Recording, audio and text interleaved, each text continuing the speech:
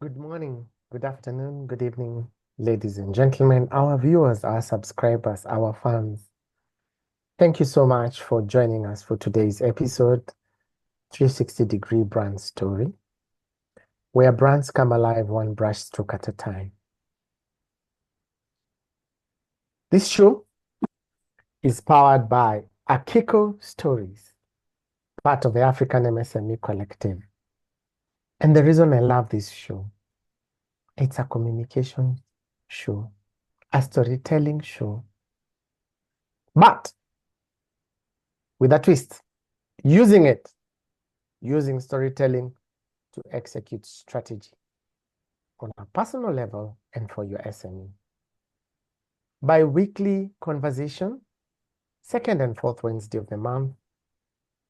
Subscribe to our channel, Akiko Stories. We shall leave the link here down after the conversation, and on our YouTube channel, you'll be able to get it. I am Joe Mukoko. I have been your host. I am your host. I remain your host. I think so until I get fired. Anyway, I haven't been fired like the person who's firing people. You're fired! So I'm hired. We stay here, discuss stories, discuss execution of business with a firm but light touch to it, so that you can just get to understand and see some of these things that we discuss in business. How can we implement them and make them run?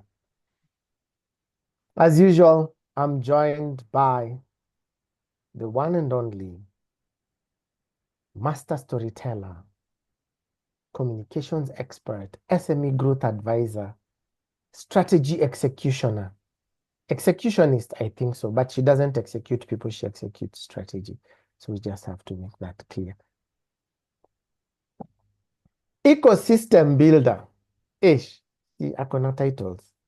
At the end of her name, there's a title. I think LPMI, ML. She will tell us what it is.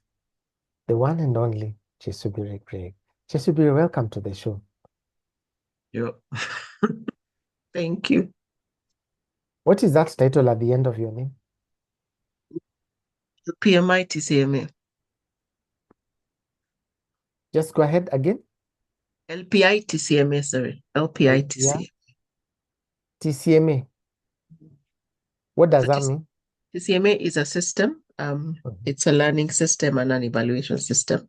So you're certified to do that? I'm a certified trainer. Fantastic. Now you see the titles just keep on And ending. then LPI is the Learning and Performance Performance Institute. Institute. Yeah. Good. So TCMA is a training certification. Thank you for being certified and as an international trainer. So even when we are discussing today's story, then it will even be easier. Are you okay? Are you ready? Are you good to go? You can Born run with it. ready. Born ready. Born ready. Yeah, 9 months storyteller. I'll never live down that story. Oh, I tell you, that one will always go with you. How has your week been? Or rather, no, let's not start week. This is a new month. How was January for you? It was interesting. It didn't feel like a January. I don't know if that makes sense, eh? Because most years January starts slowly, nothing to do. We are twiddling our thumbs for 2 to 3 weeks. And I think it's because we started early with the quick story series that we usually do every Tuesday. And we hit the ground running, and a few other projects I was working on did not stop in December. They just kept going. So, but it was profound because for the first time, we saw real hands-on impact. You know, sometimes you see impact 6 months later. With all the programs we're running, we had like every week a shift, every week a change. You're like, eh. You look at the calendar, you're like, we're only 34 days into the year. It feels like we are in April just based on the speed at which we've worked. So it's been an amazing month, very enlightening, but it's also pushed me completely out of my comfort zone. It's been really good, really, really good. That is deep. It's pushed you out of your comfort zone. Mhm. Let's talk about the series that you've been running on Tuesday because it has had an impact on those that we serve and it is closely related to today's topic. When we look at the QSS series, the QSS, the one that we've been doing, quick story series, what is one thing that you're taking away from it into February?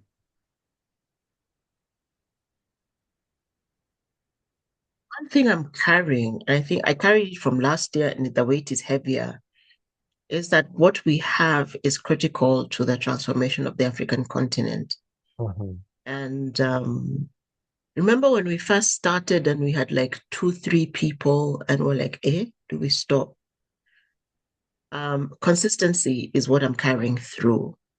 Consistency has now got us to a point where there's instant recognition, instant reflection, sharing. And that for me is the most profound, where people coming and say, last week we learned this, I did this, I'm now here. One lady, and I think I can share this one, called me over the weekend and she said, thanks to the series you've been doing, because she's been with us since we started it last year in October, I am more confident. So she saw a job opportunity that's a little bit outside her wheelhouse, applied for it, got a rejection, and came straight back and said, I don't think I deserve the rejection. And she fought for herself. Where in normal circumstances, she would be like, got rejected. And she says that the series has given her confidence, it's given her insight, the tools she needs to fight. So, what ended up happening is we did a quick coaching session, looked through her documents, looked through the responses, structured the things she needed to work on. 60 minutes done, she's doing the work. And that for me was profound because if what we teach can shift people, can challenge people to grow, how much more must I be growing? That's where the weight now sits. Because the student always becomes better than the teacher, but that doesn't mean that the teacher stops. So that's been really, that's the thing I'm leaving with. We're having such great influence, but we must continue growing as individuals, as organizations, as a collective. We must continue to grow. We must continue to grow. You've mentioned three things. One, consistency. Two, documentation. Three, we must continue to grow. Mhm. When we tell or talk to individuals about storytelling, they tell us it can just go. The conversation can just continue. But then remember, we have been talking about the African revival, and the African revival strongly connected to our stories, documentation of our stories, to be able to not only enlighten, but that when future generations, your son, my son, 20 years from now, when they come back, they need to be able to know this is the reason why our parents were doing this. Mm. The African culture was passed down using, I don't know if I would call it verbal documentation, but there was no physical documentation anywhere other than in some cultures in West Africa and some cultures in Northern Africa. But most of it was passed on down in the evening by the fireside.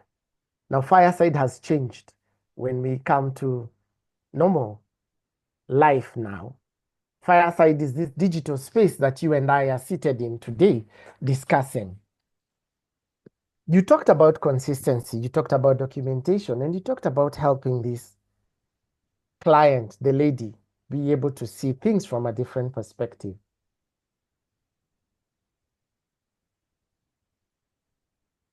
In the last conversation, we talked about documentation. We still talk about it this month, even as we wrap it up and get ready to continue running. Why then should we document? Is there a benefit?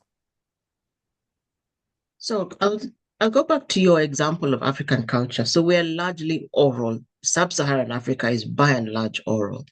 Even if you found writings in places, it's very meager, they're very small quantities. So then what happens is when you're in a culture like that, we don't learn to document. Fast forward to the 21st century, and then we realized no one is talking about us. And then the younger generation say, us guys are digital, so we don't write. And that's a group that I spend a lot of time with, so forgive me for that reference.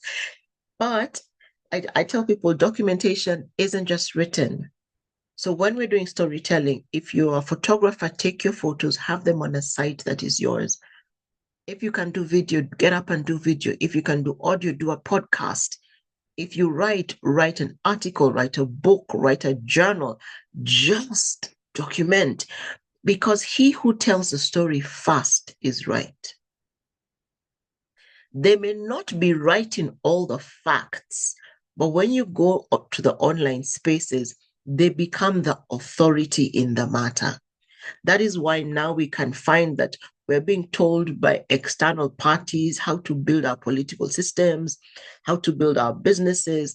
And then the matrix that's being used is one that doesn't quite work here on the continent of Africa. Certain elements of it work. In fact, somebody said to me, we may not be able to get more than 5 unicorn businesses from the continent of Africa. I was like, okay. So why do we document? Documentation is about having access to the information you need at any given time.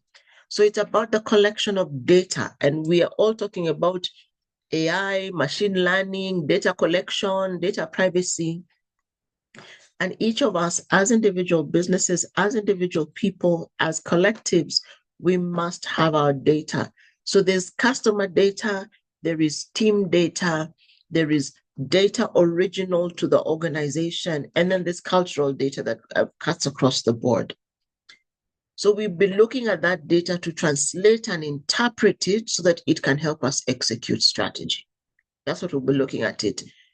But we document to do, I'll put it in 5 ways. We document to record, which is what I've just been talking about, so that we have a source, a repository, we have it somewhere. So we document to record. Now, what are we recording? We're recording our transactions, we're recording our interactions, we're recording customer experience, our own experiences. We're recording the things we're learning, what we're seeing. So we're just recording, which is collecting it in a central place. We also document to learn, because once it's recorded, we go and we look at it for similarities. We look at it for trends. We look at it for lessons, like we thought we were going to Marsabit, but the responses have all our people in Cape Town. So we're like, okay. And I'll give an example. I was talking to an entrepreneur yesterday, and she set up an event for one of our counties in just outside Nairobi. And nobody in the county picked up her event. Instead, Nairobians traveled to that location to do that event. It was really interesting. But when I think about it, it's because the people who see her content are Nairobians. And the people in the county are not as woke to what she wanted to do. So there's a lot of marketing she needs to do there. So what we learned is maybe we could do 2 things: continue to do it out in that particular county, or begin to build traction in the county. So because she had data, she could look back and see the trends, and she could learn customer behavior, impact, and all those things. So the third thing why we document is we document to teach. Remember, I'm documenting today, and let me use that as an example. We've begun doing SOPs for different segments of the business, right? So currently we're doing the SOPs around our content. So this show, all the shows we do, the QSS series, how do we get content out to the customers? So what's the timeline? What's the quality? What's the standard? All these things, we're putting them together. And the thing we want to do is enable our customers to have access to everything we have If it's a training and you attended, you get the live in 24 hours, maximum 48. If it's a YouTube video, if it's any of our channels, it goes up on a certain day at a certain time without fail. So that's the process we are literally documenting. Now, when I sat down and I talked with the young lady who's doing it with us, it's a lot of work. But if she asks how to help, unless I have unpacked my brain, I can't teach her. So we document to teach. So now we have a document, and as we worked through that document, she would raise the places where she has questions, and then we did a demonstration. So a 90-minute conversation online and a 3.5-hour demonstration, we're done. She can now go and turn those into a process, which means when we get her help, I don't have to teach because she's done it, because she has a framework, she can empower the next person to do the same job without me being there. Okay? What that does, so we have documented to teach. So as she teaches, she grows. As I download, I grow because I understand the process. And then now my mind has space to do other things. So I can go read more, write more, study more. And then I'm expanding my capacity. She's expanding her capacity. And the person she's training is expanding their capacity. And what are we doing? We're using words and images to help them understand, which is storytelling. That's our definition of storytelling in this space. And finally, we document to sustain. We have looked, we have learned, we have taught, we have grown. We go back to analyzing trends and seeing how to scale. Because in that documentation, customer is clearly defined. We know what they want, where they want, when they want, how they want, the duration they want, and all that. So it allows us now to build a system that allows us to scale. So when we scale, we become sustainably profitable. So that's why we document. And then all this enables us to tell the right stories to the right people at the right time in the right format. Back to you. The right people, the right time in the right format. Mm-hmm. I want you to just keep you on that line of thought. Mm-hmm. The stories were coming out with examples. I was Mm-hmm. even writing them down.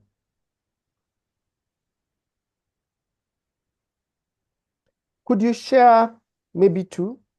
One, two, yeah?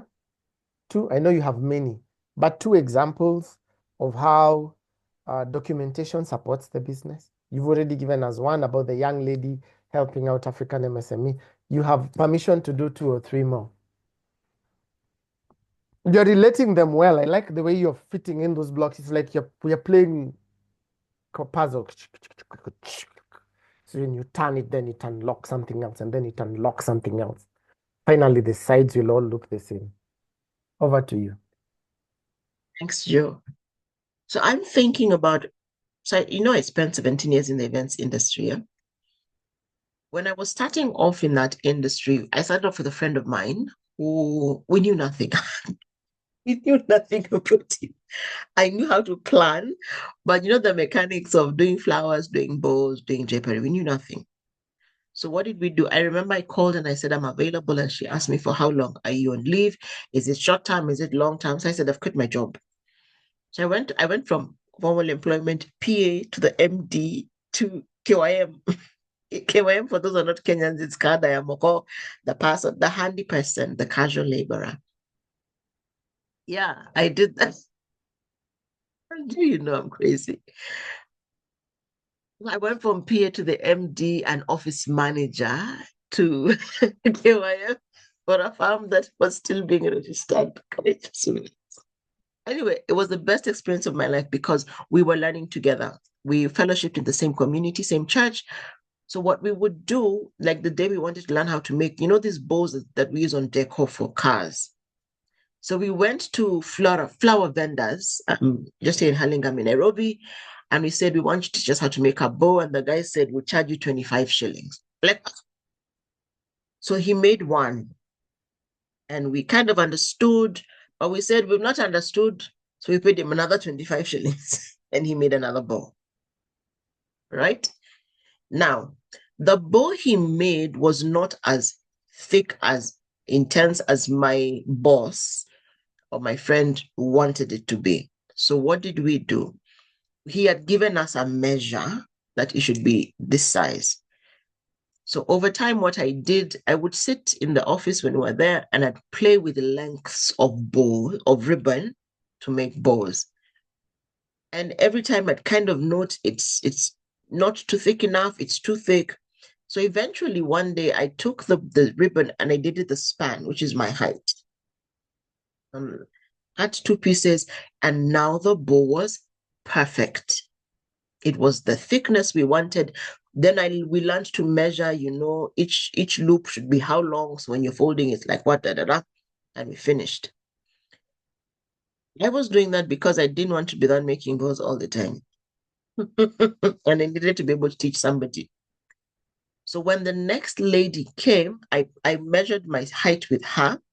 I'm like, do your hand span and add a foot. No, it wasn't a foot, it was like 4 inches. So then that became our system. So every subsequent person who came, the bow was made the perfect size because we had a measure for it, right? And then we subsequently passed it down. We had a way we did our laundry. We had a way we did our ironing. We had a way we did our drapery. And the fact that we were cataloging this information, I was able to train somebody. And when I left completely, because now I moved, to the management of events. Now, here's the trick. When I moved to my own firm, I could manage my suppliers more efficiently because there was a process that I knew that I had developed it. So it was my IP that I'd left in somebody's company. So I took it further because if I was working for her, it could be considered her IP. So I extended it to encompass a lot more things. So simple things like I began timing. So if it takes me, if I go to the shop of the 10th person, I would drive different directions in the city to know average travel time. So I remember we were on a site one day and I called them. I'm like, have you left? No, we are loading. So I said, well, they're like, we'll be there in 40 minutes. I said, that's not true. I don't know, we'll be there. I said, that's not true. Guys, like, why? I said, our event is for 500 people. It takes you about 50 to 60 minutes to load the truck. You are 45 minutes away from me, but there's traffic, so I'll give you 90 minutes to get to where I am. By the time you unload, it's another 35 minutes. By the time you pitch, it's an hour and a half. So I will see you guys in 2.5 hours. The guy was like, what? I said, because I had mentally cataloged all this information. So now it is 10 o'clock in the morning. They'll get there in 2.5 hours, which is 12:30. They will need half an hour to unload, which is 1 and 2.5 to pitch. So my client who's coming at 3 to see the site complete cannot come at 3. So then I call client. I'm like, hi, we're running behind. We are 3.5 hours behind schedule because I need to build in buffer time because these are the tent guys. My deco guys need to do their work. So I'm like, we're 3.5 hours behind schedule, give or take. Can we do the site visit at 6 p.m.? And then I now come back and I tell my suppliers, your site visit is at 3:15. So these guys work under pressure. I know they'll be done by 5:15 because I put the level of pressure. By the time client comes at 6, we're doing final touches. That's all a function of documentation. And it's important because it tells me what to tell the supplier in terms of I up their delivery time. But it also gives me the word to tell my client because I extend the site visit time. And if they ask me why, I'm like, it's taking longer to load the truck than expected. And then give or take, the roads are busy. It is Friday. So you have an understanding of why I'm extending your time. When the client showed up at 6, my friend, they were so in love with the site, and we all went home early. As opposed to us having that back and forth of you lied, no. So what it taught me is to be preemptive. So if I can see we're going to be behind schedule, that's now the whole function of learn. You have learned the trends, you have learned the distances, you've learned the timelines. So you can now communicate better and let your client know that it's working this way or it's not.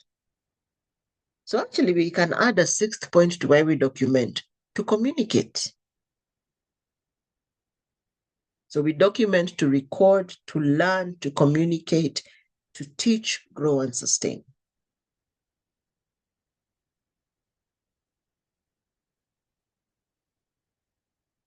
So that's 2 stories in one. That's a rich story. It's an extremely rich story. I like it. From the story you've given us, all the stakeholders were united to make sure that everything happened well. There was synergy. End result, win-win. Client is happy, you're happy because you are paid. And I like that you've talked about storytelling now. When you bring this and you're able to document in storytelling as an organization, then you learn to become preemptive. The history of where you've come from or the history of your daily activities ensures you can have responses for things that will crop up, seen and unseen. And by doing that, you will communicate for sustainable success. I like that. How then can teams continue deriving value from documentation? So they become reference points. I'll give an example. I have a friend who is always writing proposals. So what they have done is they now have a proposal template. So like when they're doing RFQs, she reads the document once it's established because they have an established protocol. That's how we do RFQs. And then they have a central repository. So what it helps you is that it helps you execute whatever you need to execute. You're able to build consensus in the team. You're able to, or around consensus, you have team cohesion because now Joe knows this is his part, Kyesubire knows this is her part, Mwangi knows this is their part. So everybody is able to deliver their part. So everybody works together. That's how the cohesion works. Many times, I don't know if your experience is like mine, you go into an organization and everybody thinks they're the superstar. So they're always behaving like, I'm so important. But we are all superstars at different times. So if it is the project that Kyesubire is running with, everyone is a worker. When we execute effectively, we become superstars. We're not superstars at the start. We could be the superstar thinkers. So then we're able to build cohesion and everybody understands this is my location, this is my point, this is how my work adds value to the project, to the product, to the process.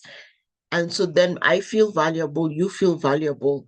We are building towards the same goal. So then we implement strategy well.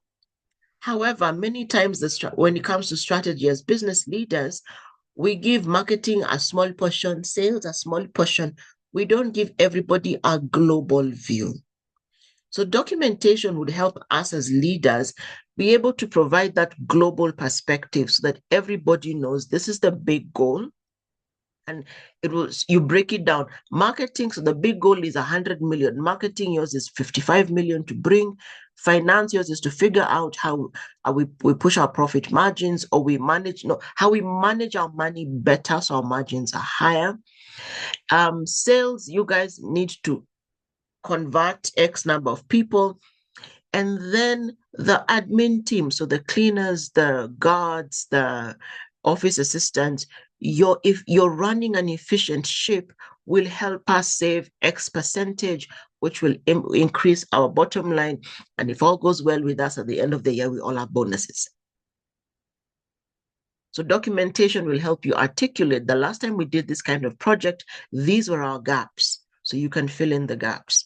Documentation will show that this particular supply is headache.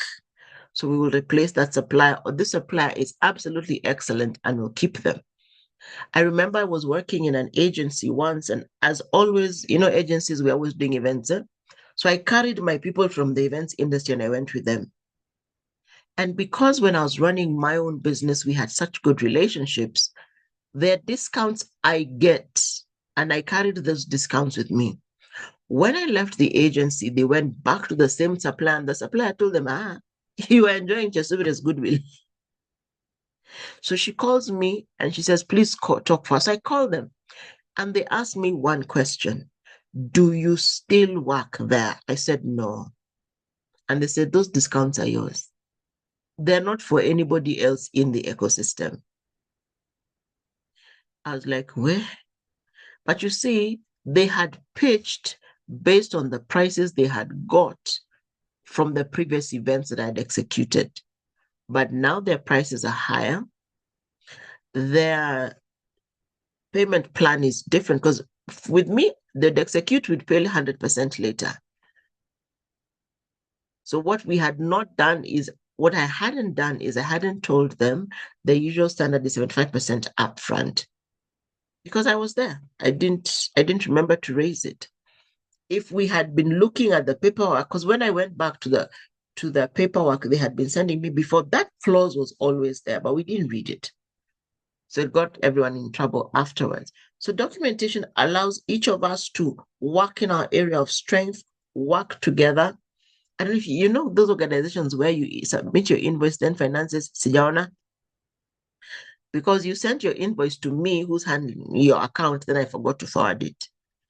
And then now, this person hasn't told me that the finance cycle is we pay on the 15th and the 30th, which means if you submit your invoice on the 1st, you get your check on the 15th. If you submit your invoice after the 10th, unalipwa end month. So now we're in cycle number 2.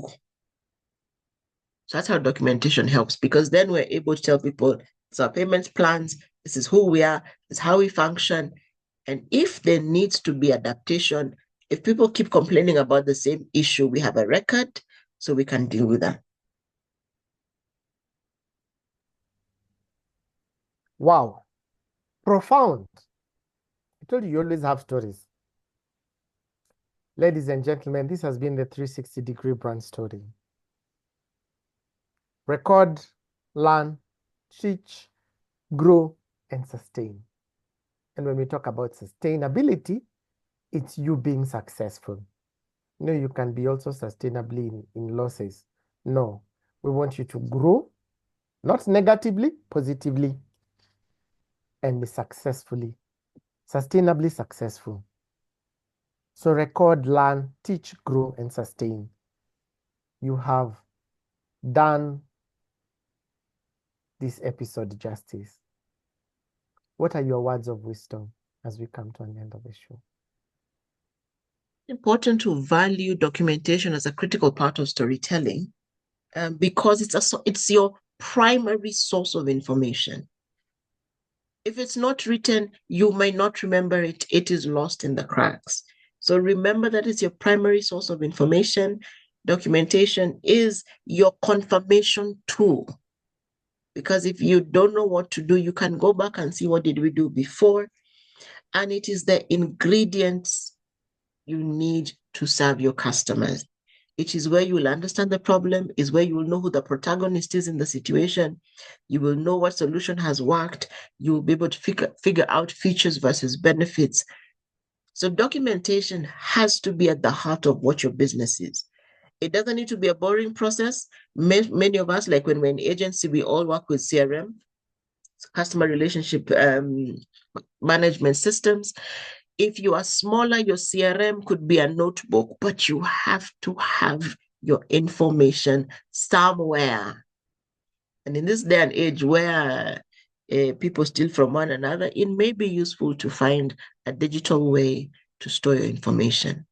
Because at the end of the day, if you don't have the information, you cannot quote right, you cannot negotiate right, you cannot build right, and you will not be sustainably successful. Thank you, Joe. Back to you.